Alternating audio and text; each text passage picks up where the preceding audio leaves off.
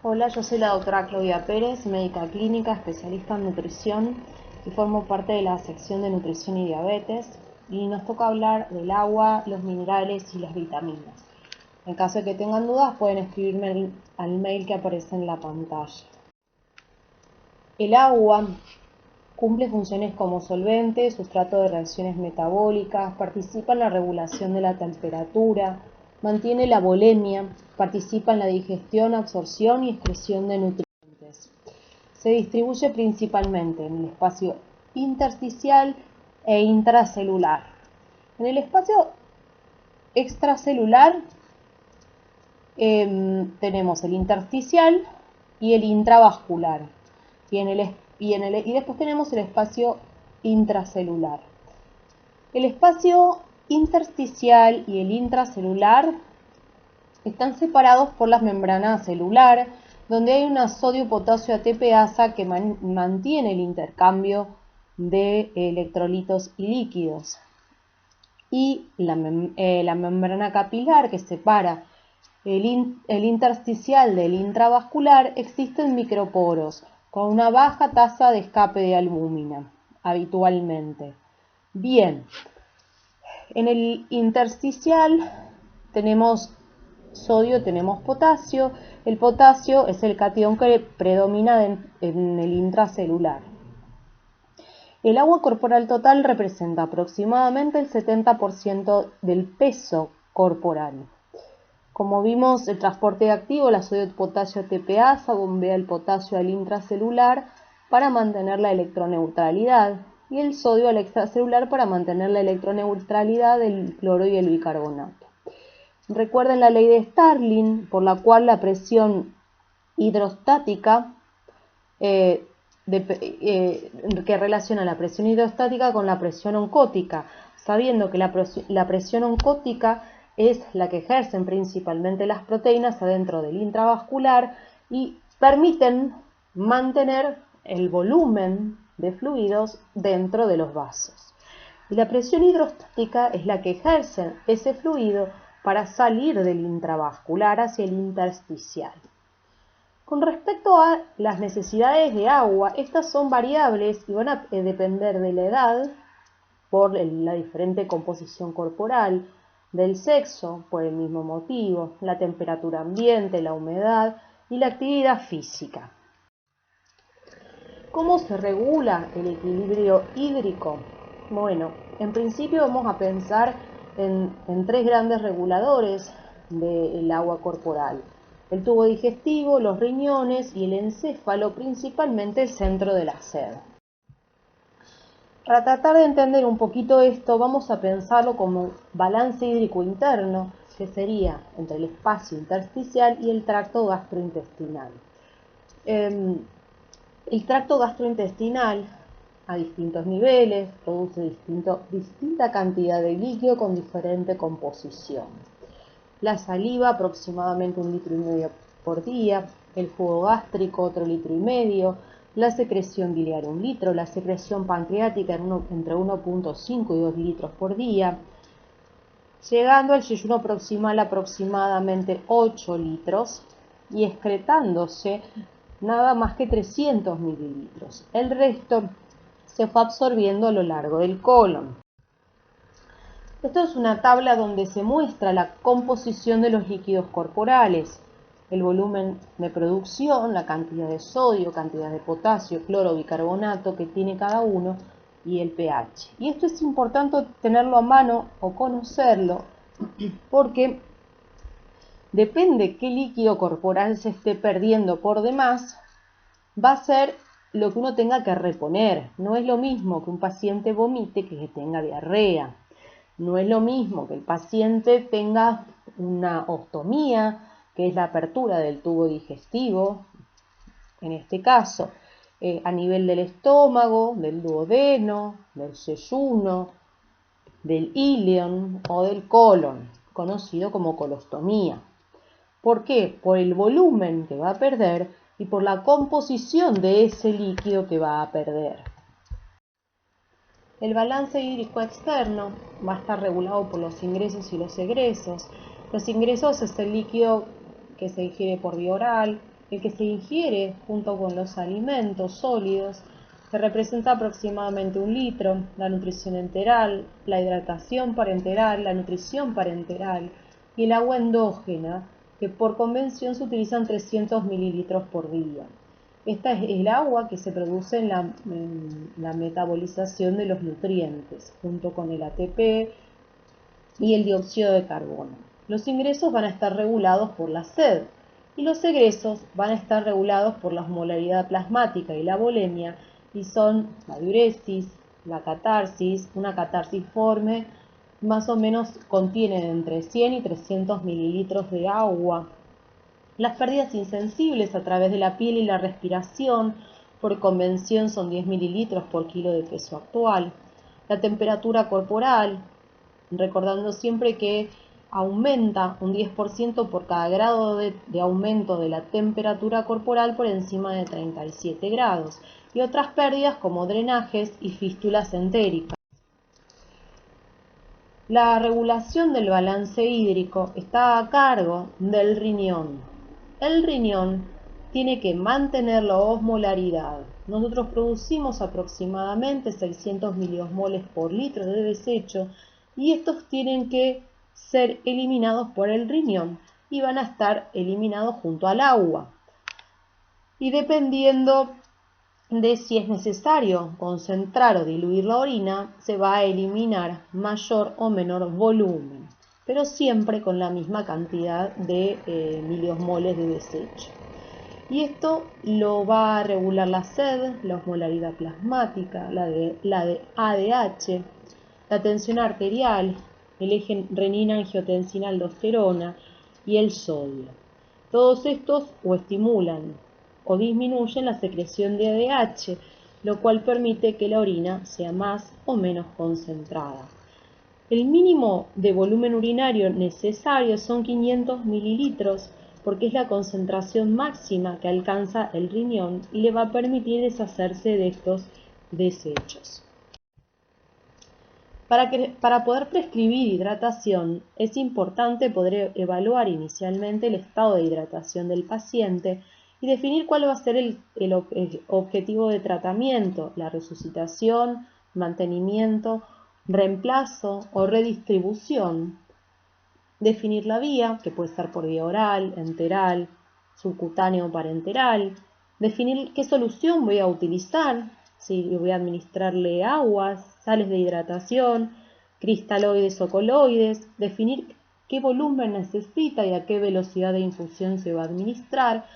Y monitorear esta terapéutica, con qué frecuencia, qué control clínico y de laboratorio requiere nuestro paciente. La evaluación del estado nutricional para llegar a un diagnóstico de estado de hidratación, vamos a requerir confeccionar una historia clínica donde fundamentalmente tenemos que recabar información sobre la disminución de la ingesta, el aumento de las pérdidas y las comorbilidades. En el examen físico tenemos que ver la piel, el color, la humedad, la temperatura, el relleno capilar, la presencia de edemas, la tensión arterial, la presión venosa central, la frecuencia cardíaca, el pulso, la ingurgitación yugular, peso, diuresis, tanto volumen como concentración y otras pérdidas. En el laboratorio nos va a ayudar el hematocrito, la urea, la creatinina, el sodio, el potasio, el cloro, el estado ácido-base y la albúmina. En la orina, la urea, la creatinina, el sodio y el potasio. Y algunos otros cálculos que podemos hacer con todos estos parámetros para determinar, por ejemplo, si en el caso de que haya daño renal o disminución del volumen urinario, si esto tiene que ver con que al riñón le está llegando menos líquido o que el riñón tiene una enfermedad renal propiamente dicha. Recuerdan que en los posoperatorios hay oliguria fisiológica, pero no se acompaña de otros signos de contracción del líquido extracelular. Bien, con todos estos datos, nosotros concluimos que el paciente requiere hidratación. Entonces tenemos que pensar cuál es el objetivo de la terapia de hidratación. si voy a resucitarlo, porque tengo que restituir un volumen intravascular y la perfusión. Si voy a mantener, porque tengo que restituir las pérdidas insensibles, tengo que dar provisión de cantidades suficientes de agua y electrolitos para mantener la composición de los líquidos corporales y permitir al riñón deshacerse de los desechos.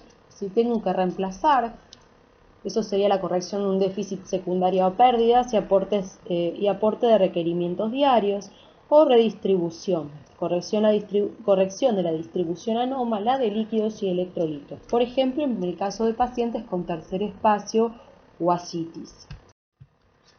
Bien, las vías de hidratación pueden ser oral o enteral, siempre y cuando el tracto gastrointestinal esté funcionante en la deshidratación leve a moderada.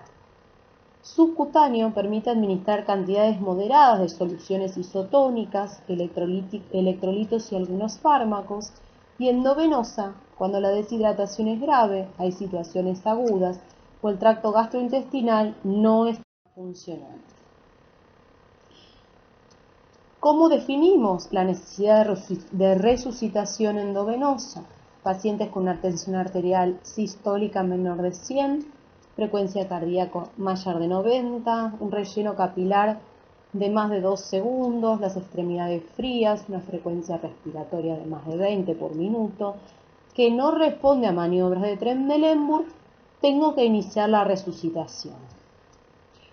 Por supuesto que es fundamental identificar la causa que lleva al paciente a tener toda esta sintomatología, y vamos a iniciar administrando un bolo de 500 mililitros o de 250 mililitros en el caso de que el paciente tenga falla cardíaca. Vamos a elegir cristaloides y se lo pasamos en 15 minutos. A los 15 minutos reevaluamos el ABCDE, que es la vía aérea, la ventilación, la circulación, si hay algún tipo de discapacidad. ¿Sí? Acá es si tiene un foco motor, si tiene alguna otra cosa motora el paciente, y la exposición. Reevaluamos la frecuencia respiratoria, la cardíaca, la tensión arterial, cómo está la perfusión y la diuresis. Y a veces también es necesario la evaluación de parámetros de laboratorio, como el ácido láctico y el estado ácido base arterial. Si no logramos mejorar los parámetros vitales, vamos a administrar un nuevo bolo de 500 mililitros o de 250 según el paciente de cristaloides en 15 minutos y así hasta haber completado 4 bolos de 500. ¿Sí? Si el paciente no mejora sus parámetros vitales con esto, necesita otro tipo de soporte hemodinámico. Cuando hablamos de cristaloides, hablamos de Ringer lactato, de solución de Harman, de solución fisiológica. En el caso de que el paciente esté sangrando, hay que ponerle cristaloides y coloides, pero por ejemplo sangre entera. ¿Sí? Si un paciente está en hipovolemia, tal vez le falta volumen, pero a lo mejor no le falta agua, sino que le falta sangre entera. Bien. Estos son los requerimientos para mantener el estado de hidratación de una persona adulta.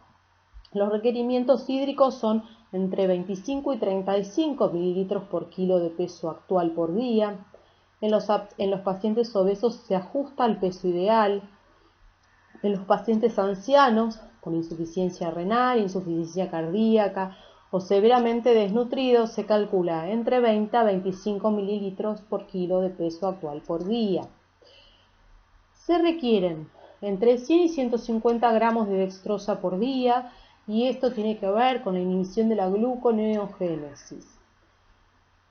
Se requieren 145 miliequivalentes por litro de sodio por día, y esto tiene que ver con la isotonicidad con el plasma. 1 miliequivalente por kilo de peso de potasio, el cloro es igual que el sodio, y ahí tienen el calcio, el fósforo y el magnesio. ¿De qué soluciones para hidratación disponemos? Primero tenemos que saber que estas soluciones para hidratación son productos farmacéuticos, es decir, los puede indicar solamente un médico. Tenemos los cristaloides, como la solución salina isotónica, que es la solución fisiológica, las soluciones balanceadas y las soluciones glucosadas. Y los coloides, que pueden ser naturales o semisintéticos. Bueno, acá tenemos la tabla de los cristaloides, donde tenemos las distintas soluciones. Tenemos los cristaloides balanceados, qué pasa cuando administramos solución fisiológica. Básicamente, en la segunda columna es la composición del plasma y el objetivo siempre es tratar de que lo que nosotros administremos sea lo más parecido al plasma posible. En verdad no hay ninguna solución tan parecida al plasma. En muchas situaciones usamos cloruro de sodio. Si ustedes se fijan, el cloruro de sodio tiene 154 milimoles por litro de sodio. Es un poquito más de lo que nosotros tenemos en el plasma y se usa para la reposición de pérdidas gastrointestinales. Recuerden que puede dar acidosis hiperclorémica y edemas. El cloruro de sodio al 0,45% genera poca expansión del intravascular y aporta un poco más de agua libre. Después tenemos las soluciones balanceadas, que son el Hartmann, el Ringer lactato y el Ringer acetato. Solo entre el 20 y el 25% de lo infundido queda en el intravascular y el resto pasa al intersticial. Después tenemos la dextrosa al 5%, que la verdad es que aporta muy poca expansión al intravascular, pero sí aporta agua libre. Esto es para que lo sepan, para que lo tengan a mano y para que entiendan en algunas situaciones qué es lo que pasa. Con respecto a los coloides son macromoléculas dispersas en fluido que quedan retenidos en el espacio intravascular, aumentando la presión oncótica. ¿Se acuerdan lo que hablábamos al principio? Estos pueden ser naturales o semisintéticos y dentro de los naturales está la albúmina. La albúmina viene en una solución al 5% y esa solución tiene sodio, cloro y tiene una molaridad de 310 y su acción dura entre 2 a 4 horas. Después tenemos los coloides semisintéticos, que son los hidroxietilalmidones, las gelatinas y los dextranos. Cada vez se utilizan menos. Básicamente en algunas situaciones se podría elegir uno u otro y se va a elegir lo que se tenga a mano, ¿sí? Sería lo mismo para el paciente, para la respuesta que nosotros buscamos, pero vamos a elegir el que tengamos a mano. Con respecto a las complicaciones de la hidratación, 1 de cada 5 pacientes con fluidoterapia endovenosa se complica. Las complicaciones son el edema periférico, el edema de pulmón, la depresión de volumen cuando indicamos menos de lo que necesita, el shock cuando indicamos menos de lo que necesita, las alteraciones hidroelectrolíticas, la hiponatremia, hipercloremia, hipercalemia, hipocalcemia. Todo esto aumenta la morbilidad, la mortalidad, la duración de la internación y los costos de la internación. ¿Sí? Entonces fíjense qué importante es conocer, ¿no? Cuál es la causa que descompensa al paciente, qué soluciones voy a administrar y en qué proporciones las voy a administrar. Acá tenemos algunas presentaciones farmacológicas de los electrolitos y de la albúmina. Acá tenemos las sales de rehidratación oral de la OMS. Las sales de rehidratación oral de la OMS es una formulación que viene en polvo en general y se presenta en sobres de uso individual. Las estándares son las del 75 y se modificaron en el 2002. Las estándares tienen una composición de 111 milimoles por litro de glucosa, 90 miliequivalentes de sodio, 80 de cloro, 20 de potasio, 10 de citrato, tiene una osmolaridad de 311 y el sobre tiene 27 gramos. Y ustedes me van a decir, ¿por qué? ¿Por qué glucosa? ¿Sí? Bueno, eso lo vamos a seguir charlando. Se prepara un sobre en 1 litro de agua potable y una vez preparado se debe consumir dentro de las 24 horas. Las sales de rehidratación oral tienen glucosa porque la glucosa es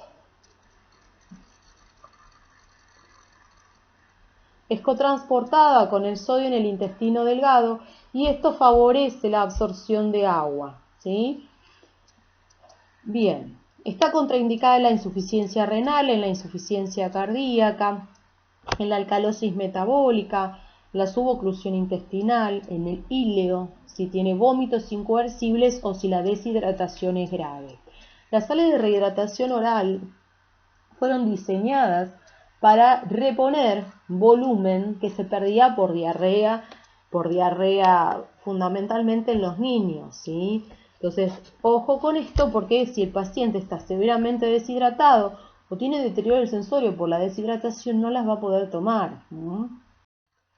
Bien, otra manera de hidratación puede ser la hipodermoclisis o de hidratación subcutánea.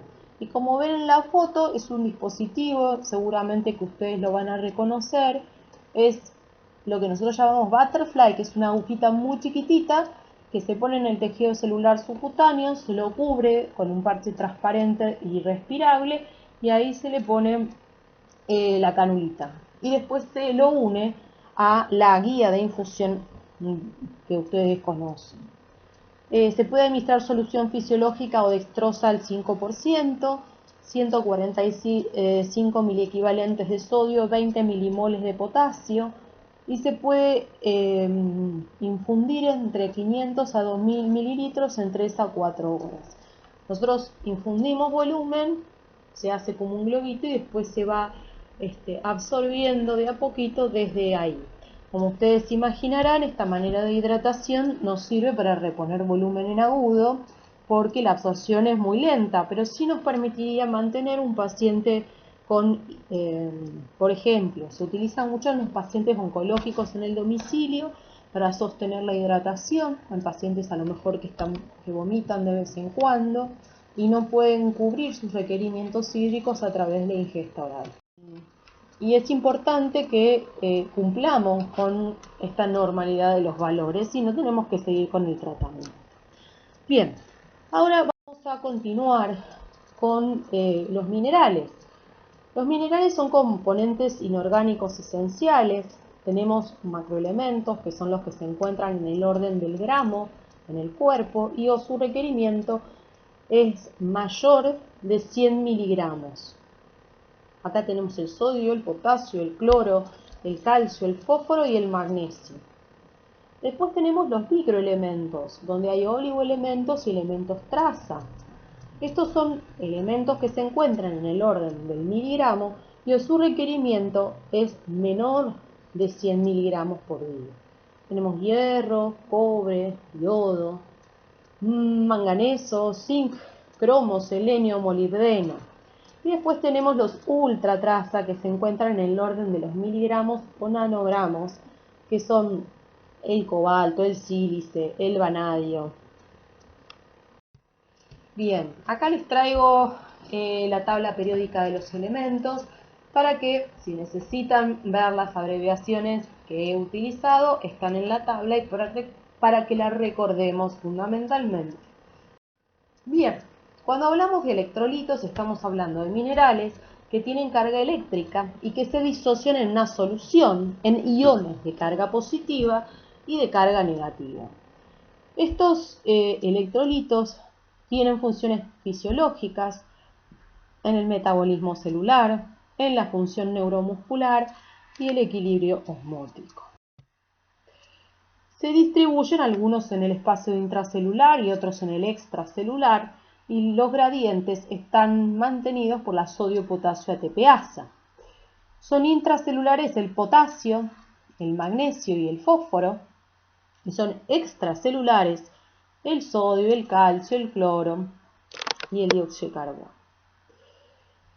Ustedes acuérdense que la intención siempre es mantener la electroneutralidad.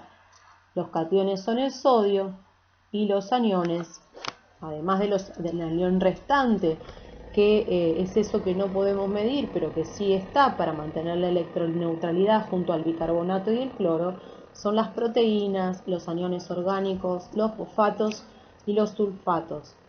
Y esto está relacionado a la albúmina, a las proteínas y al pH.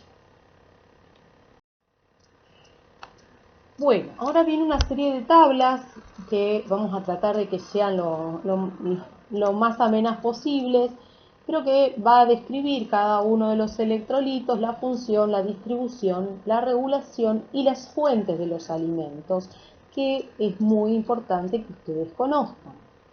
El calcio participa en la transmisión nerviosa, en la contracción muscular, en el metabolismo óseo, la tensión arterial y la coagulación.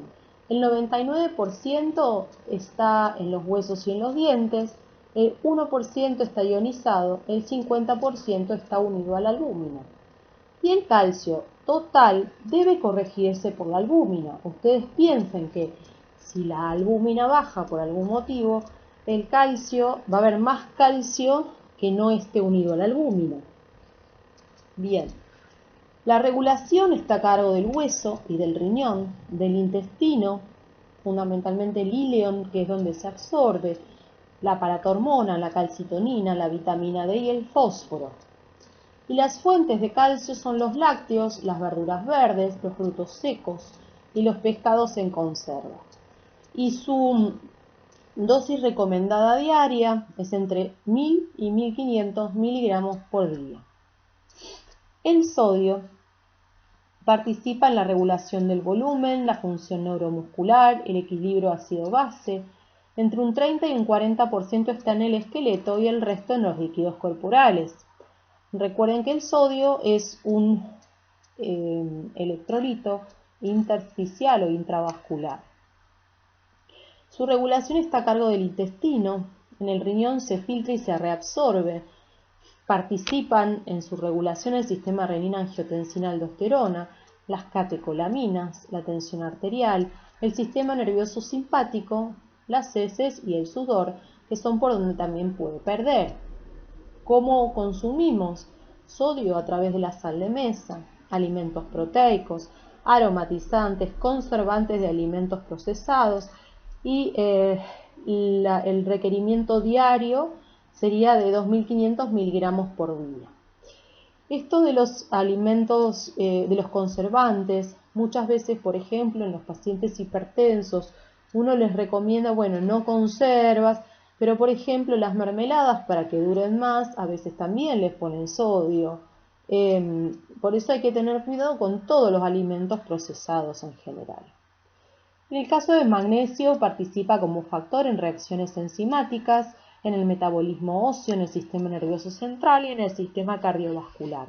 El 50% se encuentra en los huesos, 45% en los tejidos blandos, un 1% en el líquido extracelular, el 70% está ionizado y el 30% está unido a proteínas.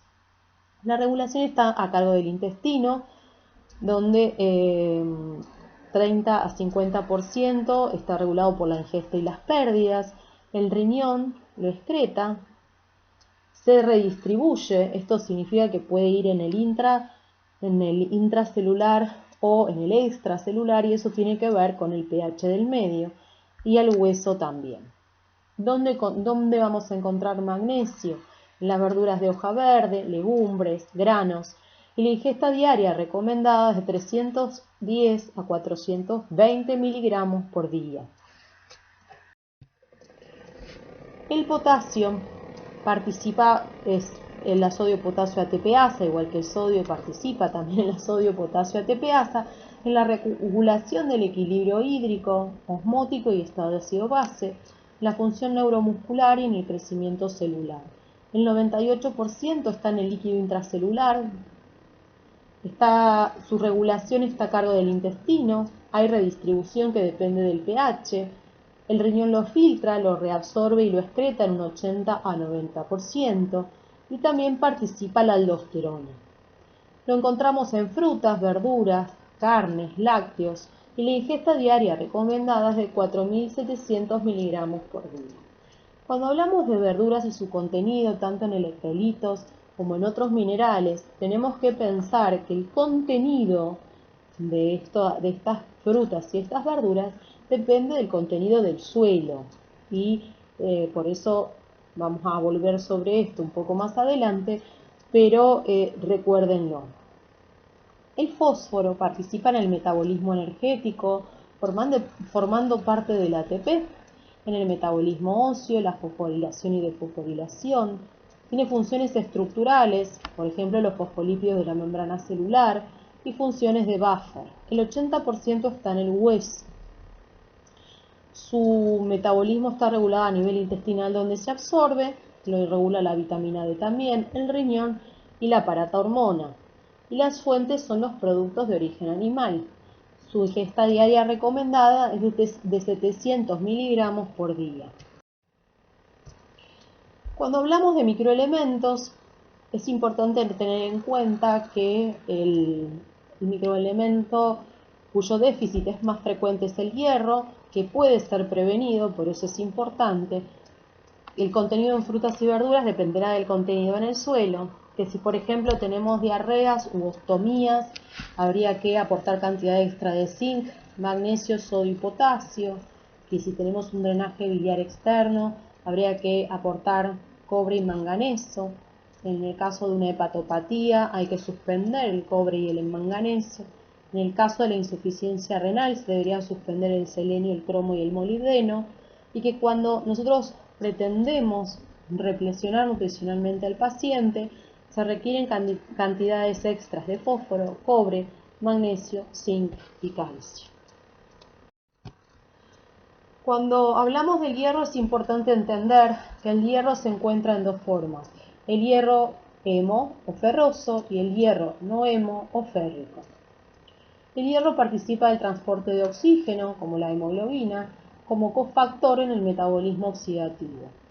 Se encuentra como fuentes en los alimentos, en las carnes, en forma ferrosa, en los vegetales, en la leche, el huevo y las legumbres, en forma férrica.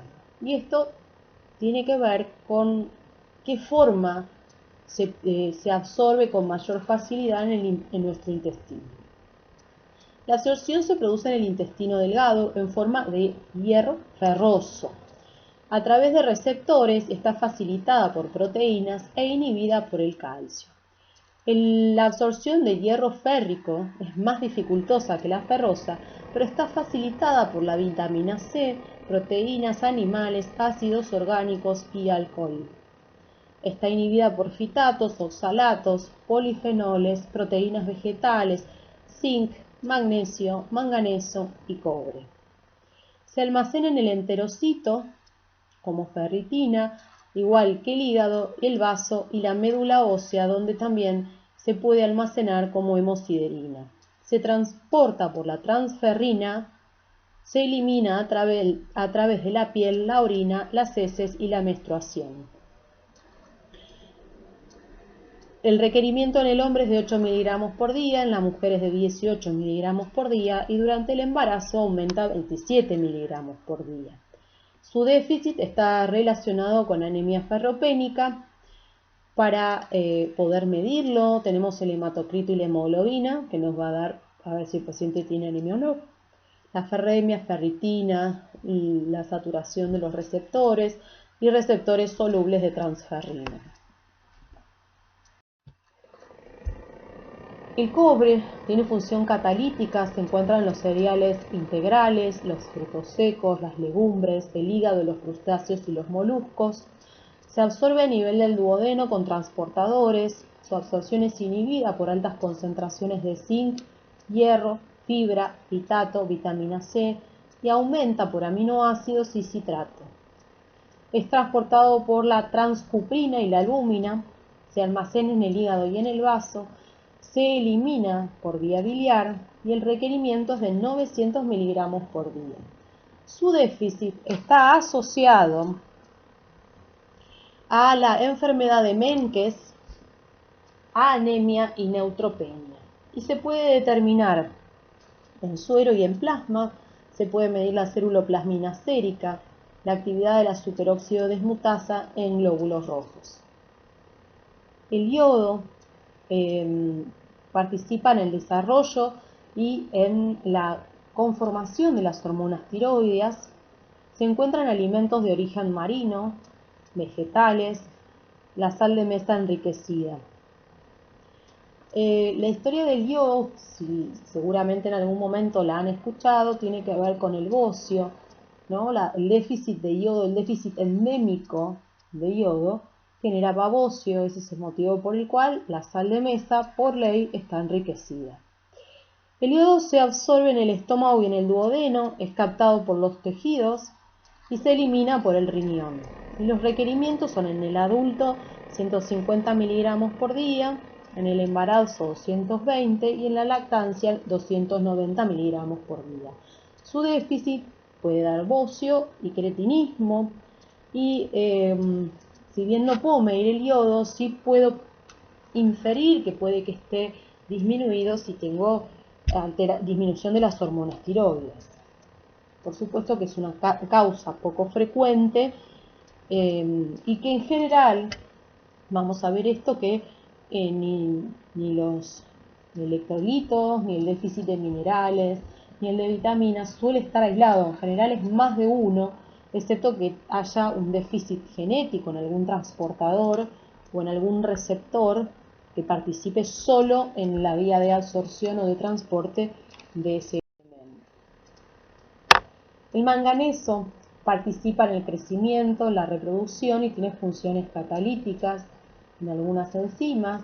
Se encuentra en los frutos secos, en los cereales integrales, en las legumbres, poco en frutas y verduras. Su absorción se produce en el intestino delgado, está aumentada cuando hay déficit de hierro, disminuye cuando el hierro está alto, con cobalto, con calcio, con fósforo y con fitatos. Se transporta con la albúmina y la alfa-2 microglobulina y la transferrina, se almacena en el hígado y se elimina por vía biliar. Y el requerimiento es de 1 a 15 miligramos por día. El manganeso, el déficit de manganeso, está asociado a la intolerancia a la glucosa, alteraciones del desarrollo fetal, alteraciones en la síntesis de hormonas sexuales y coagulopatía, y no tenemos manera de medir ni el nivel de manganeso ni la funcionalidad. El zinc tiene una función catalítica estructural en la expresión génica y en la inmunidad. Las principales fuentes son la carne, los lácteos y los cereales integrales. Se absorbe en el intestino delgado por transporte activo y difusión paracelular y el requerimiento es de 11 miligramos por día. Su déficit genera linfopenia, retardo en el crecimiento en el caso de los niños, hipogonadismo, acrodermatitis, alopecia, diarrea y ceguera nocturna, ya que participa en el metabolismo de la vitamina A y se puede determinar en suero y orina. Como fuimos viendo a lo largo de todas estos elementos, que yo les decía esto de, bueno, los vegetales dependen, los contenidos va a depender del suelo donde esos vegetales crecen. La otra cosa es que algunos, según los niveles alcanzados, pueden generar toxicidad.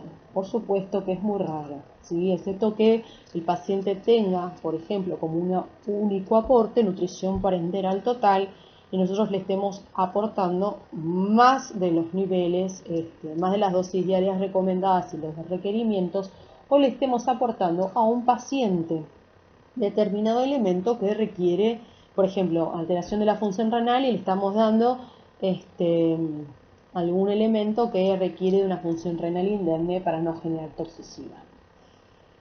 Bien, ahora vamos a hablar de las vitaminas. Las vitaminas son aminas vitales, ¿sí? Son moléculas orgánicas imprescindibles para los seres vivos que no pueden ser sintetizados, por lo que deben ser ingeridos, ¿sí? La mayoría de las vitaminas nosotros no las podemos sintetizar, por lo cual las tenemos que comer. Bien, las vamos a clasificar según su solubilidad en hidrosolubles y liposolubles. Las vitaminas hidrosolubles son todas las B y las C. Estas se disuelven en agua, así que se pierden en el agua de cocción. No se almacenan excepto la vitamina B12 y se eliminan por orina. Las vitaminas liposolubles es el grupo ADEC. La A la D, la E y la K. La fuente de estas vitaminas son los alimentos con grasa, son termoestables. Para su absorción necesitan la emulsión, la formación de micelas, requieren sales biliares y secreción pancreática indemne. Se transportan desde el intestino al hígado como kilomicrones y desde el hígado al resto de los tejidos en las VLDL y LDL. Se almacenan y pueden ser tóxicas, ¿sí? A diferencia de las hidrosolubles, que si uno aporta más de lo que el paciente necesita, se eliminan a través del riñón y no pasa nada. Bien, dentro de las vitaminas las vamos a ir agrupando según la función, ¿sí? Tenemos vitaminas que tienen función de coenzimas del metabolismo intermedio. En este grupo se encuentran la tiamina. La tiamina, después van a tener la columna de las características. Esto les va a permitir saber si con determinada forma de cocción se pierden o no. Las fuentes, la digestión, absorción y el metabolismo, el déficit y si hay alguna manera de poder medirlas. En el caso de la tiamina, se destruyen medios alcalinos, forma sales, es hidrosoluble, termolábil, es decir, que se destruye por temperatura, sensible a la oxidación y a los sulfitos. De esta manera sabemos que se diluye en agua, que se destruye con la cocción. Bien, los alimentos fuentes son los vegetales, los cereales, las legumbres, la levadura de cerveza y los alimentos de origen animal, y el requerimiento es 1 a 1.2 miligramos por día. Se absorbe en el yeyuna por transporte activo, no se almacena, se activa y se degrada a nivel hepático y se elimina por orina. Su déficit está asociado al beriberi, que es una cardiopatía, que puede ser una insuficiencia cardíaca, que puede ser húmeda o seca, la encefalopatía de Wernicke y el síndrome de Korsakoff. Se puede determinar en sangre, excreción urinaria y activación de la transcetolasa eritrocitaria también. Habitualmente la tiamina para nosotros, o por lo menos para mí, es muy importante porque es la que yo utilizo en los pacientes que estoy realimentando para prevenir el síndrome de realimentación. Acuérdense que la tiamina es un factor muy importante, es un cofactor muy importante en la metabolización de los hidratos de carbono. La vitamina, esa sería la vitamina B1, la vitamina B2 o riboflavina, es básica, se destruye en medios alcalinos, es hidrosoluble pero tiene baja hidrosolubilidad, cristaliza, es termoresistente, resiste a la oxidación y es fotosensible. Cuando hablamos de fotosensibilidad significa que se desnaturalizan si las ponemos a la luz. La podemos ingerir con leches, vegetales, animales, especialmente las vísceras, y el requerimiento es de 0,6 miligramos por día. Hay síntesis por parte de la microbiota colónica, ¿sí? La microbiota colónica son las bacterias que habitan normalmente en el colon. Muchas de ellas sintetizan algunos componentes que pueden ser absorbidos. Se absorbe en el duodeno por transporte activo, se une a inmunoglobulinas, se almacena en el hígado y en el miocardio y se elimina por bilis, orina y sudor. Es muy extraño o poco frecuente que haya déficit de vitamina B2 aislado, ¿sí? Excepto en el alcoholismo, el hipotiroidismo, la insuficiencia suprarrenal y algunos fármacos, y su déficit genera glositis, keilitis, hipervascularización de la córnea. Se puede medir en la excreción urinaria, en la activación de la glutatión reductasa eritrocitaria. Otras enzimas que participan como coenzimas del metabolismo intermedio, la vitamina B3, niacina, ácido nicotínico o nicotinamida.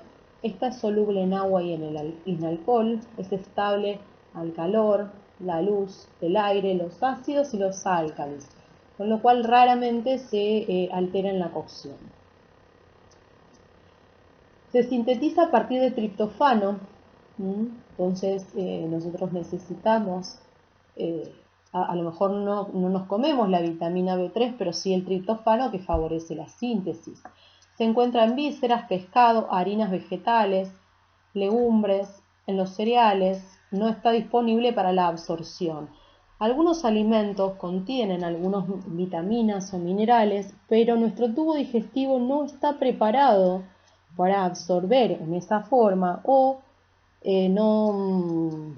la absorción es más dificultosa, ¿sí? Entonces, bueno, por eso no los consideramos a esos elementos tal vez alimentos fuentes.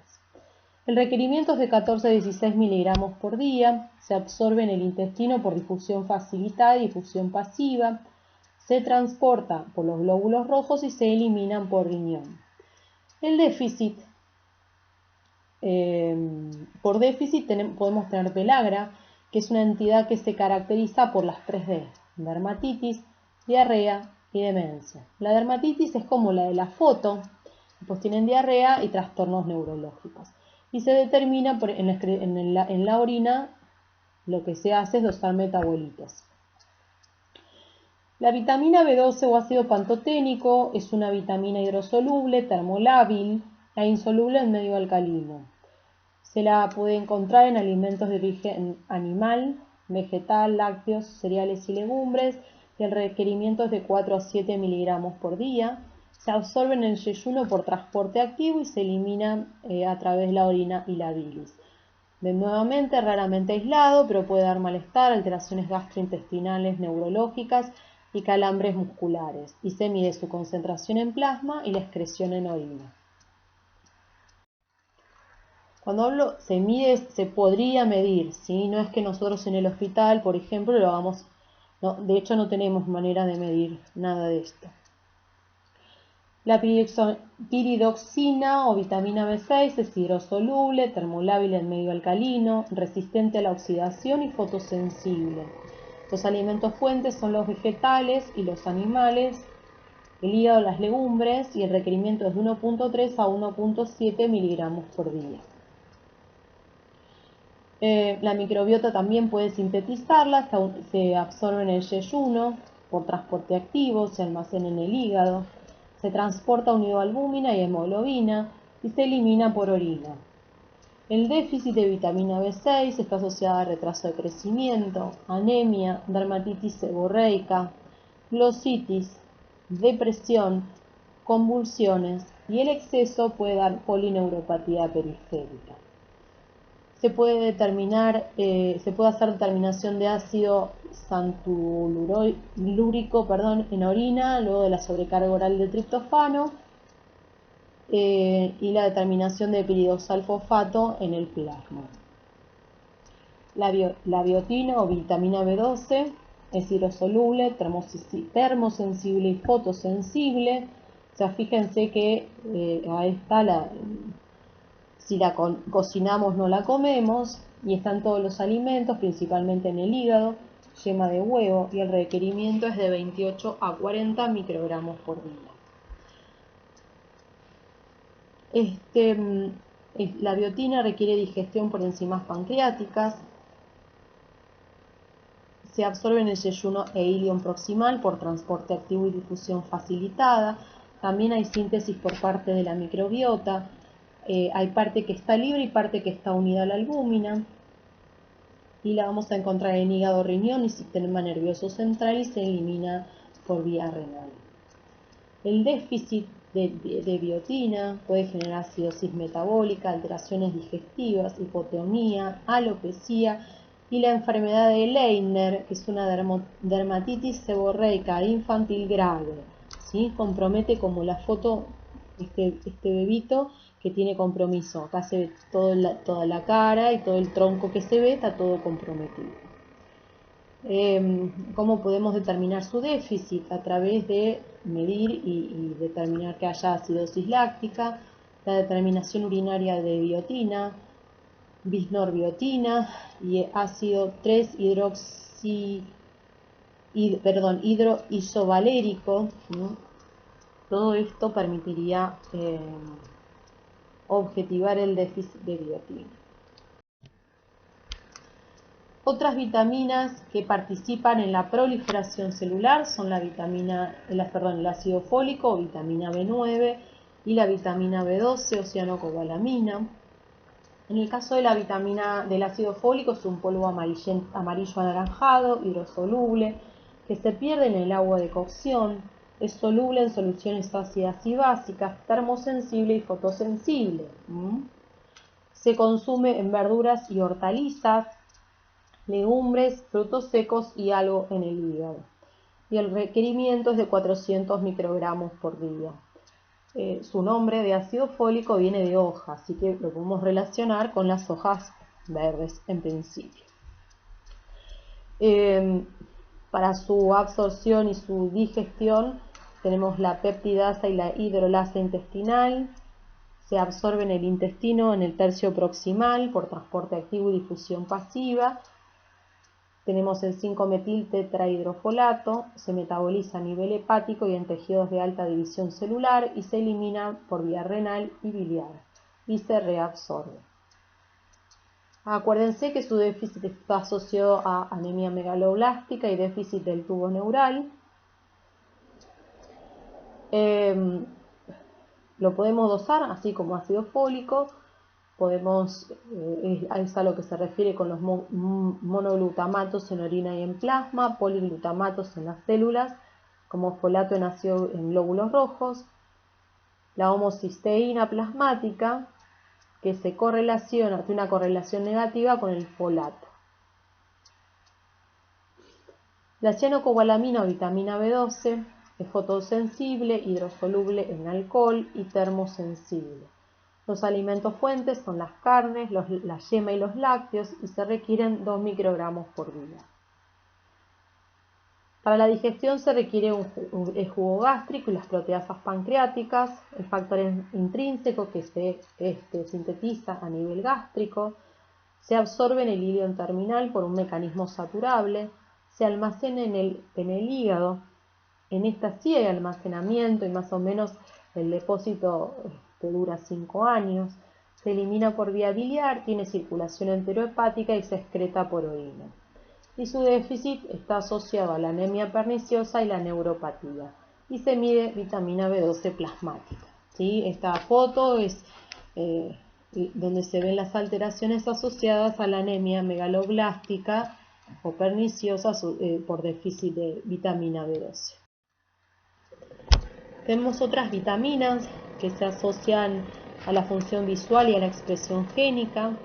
Acá tenemos los carotenoides y vitamina A y las distintas formas de compuestos que conocemos como vitamina A, como el retinol, el retinaldehído y el ácido retinóico.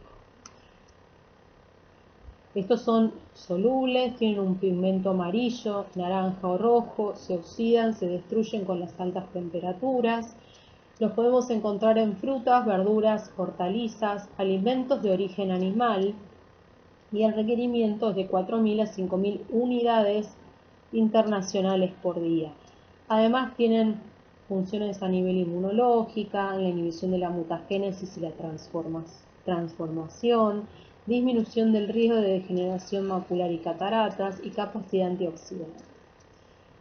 Requieren para su absorción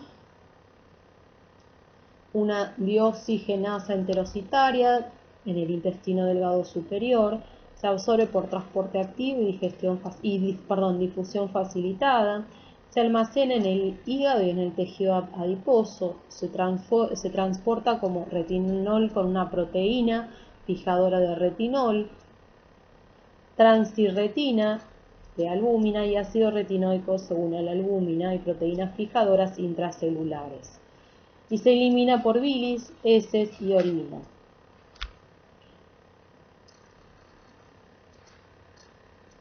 Generalmente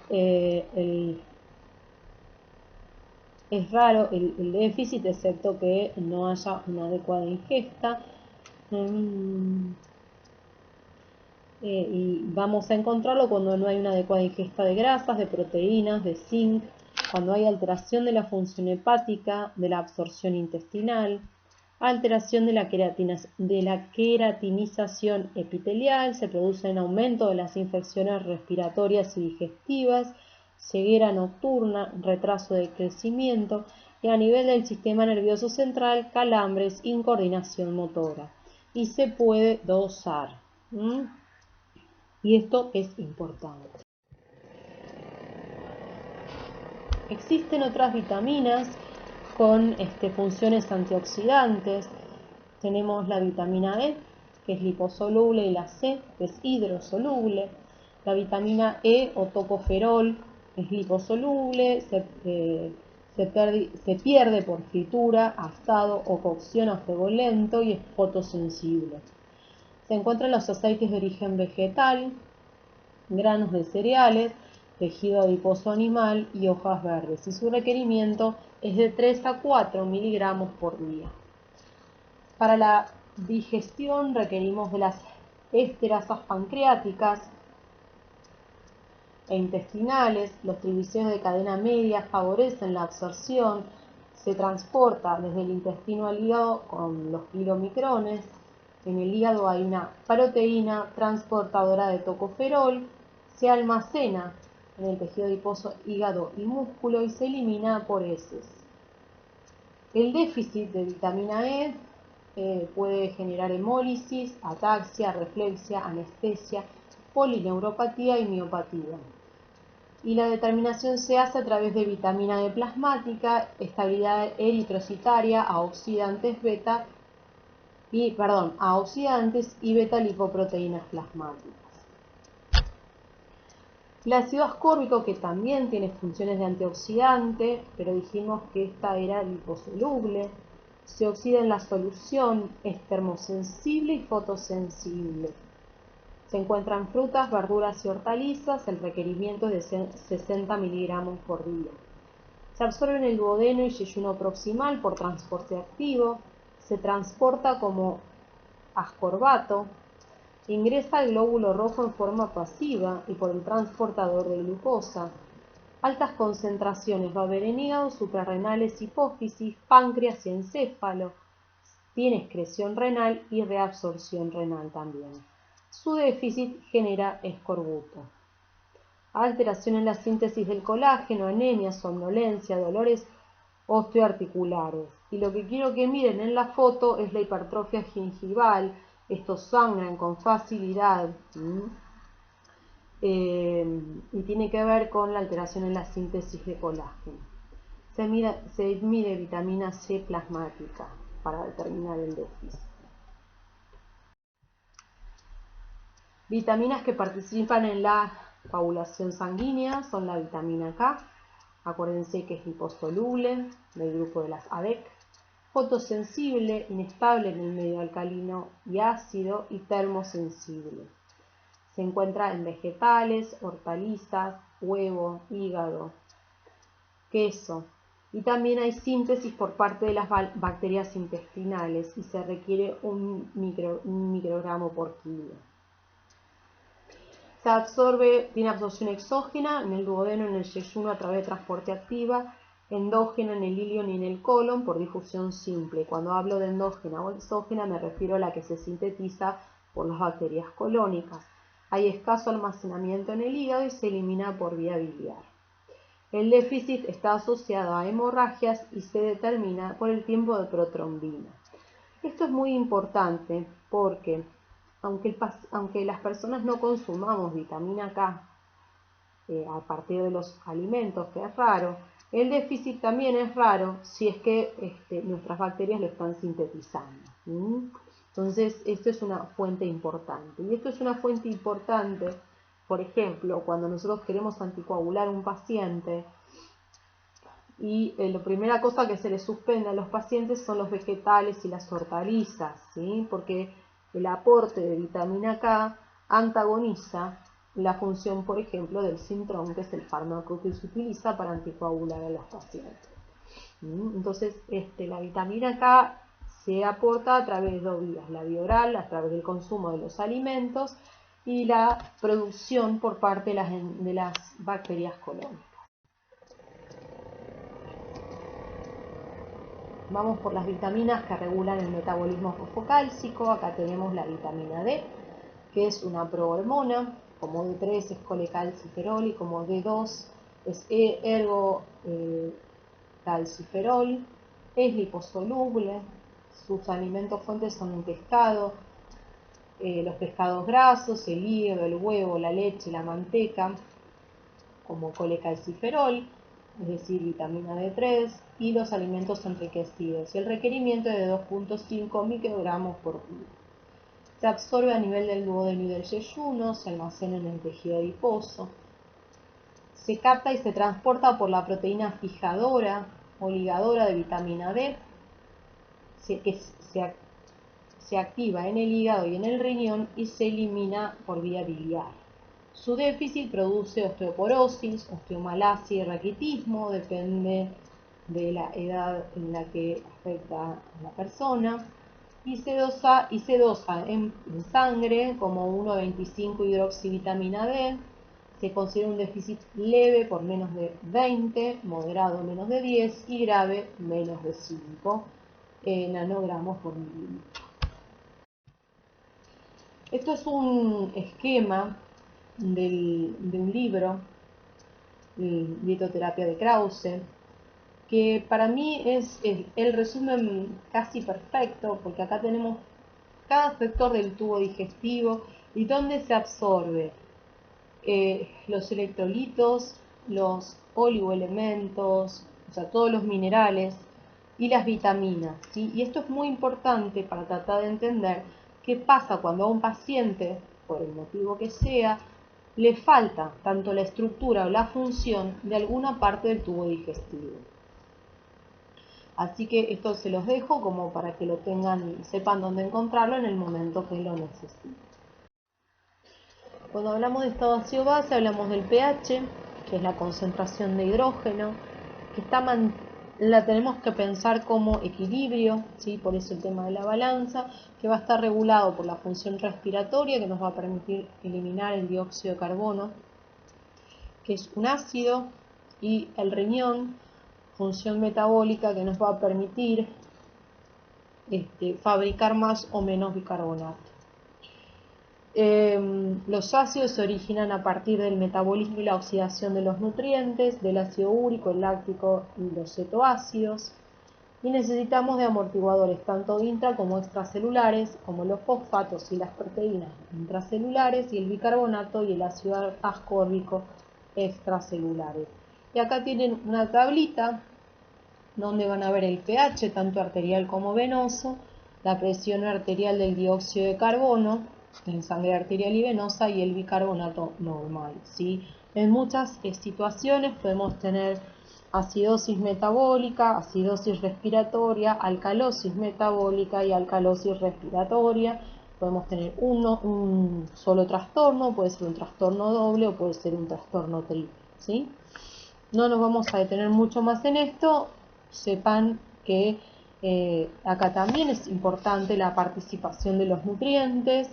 Piensen que determinadas, por ejemplo, la metabolización de las grasas genera la producción de ácidos, de mayor cantidad de ácidos, por eso las dietas cetogénicas, ¿sí? Y acá necesitamos todo este instrumental para mantener el equilibrio ácido-base. Bien, y llegamos al final, seguramente agotados con millones de preguntas que requerirán lectura para poder llegar a la meta, que es aprender todo esto que estuvimos charlando. Sé que es mucho contenido y es importante que lo lean con detenimiento. Tienen al alcance la guía de la cátedra, me pueden preguntar por mail si lo necesitan o nos vemos el jueves en el trabajo práctico.